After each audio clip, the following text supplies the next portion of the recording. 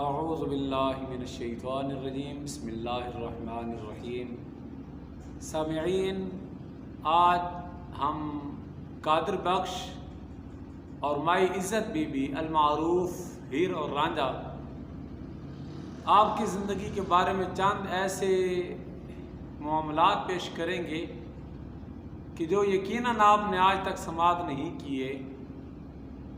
احباب ذی وقار، ہم اسے دنیا داری محبت کہتے ہیں کہ ہیر اور رانجھا کی محبت دنیا داری تھی نہیں۔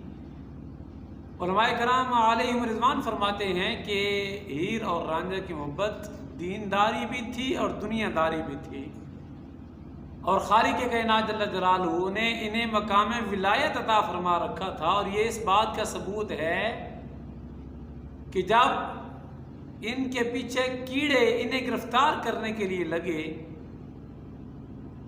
اب سامنے کی طرف دریائے جناب ہے، پیچھے سپاہی ہیں۔ احباب ذی وقار، انہوں نے دعا مانگی، مولا ہماری محبت تیری رضا کے لیے ہے، مولا تو ہمیں ان لوگوں سے بچا لے۔ علماء کرام علیہم رضوان نے لکھا کہ زمین پھٹتی ہے، ہیر اور رانجھا زندہ زمین میں چلے جاتے ہیں، اور پھر زمین کی سطح برابر ہو جاتی ہے۔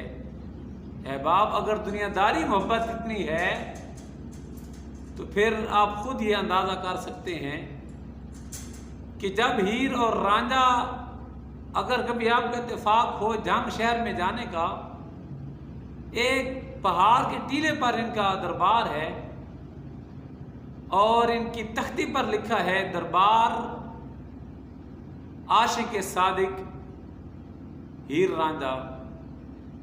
احباب ذی وقار، قابل غور بات یہ ہے کہ اس دربار کے اوپر آج تک چھت قائم نہیں کی جا سکی۔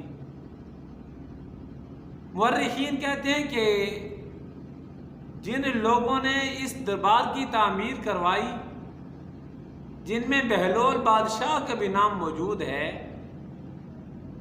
جب وہ تعمیر کروا لیتے اگلے دن واپس آتے چھت گری ہوئی ہوتی۔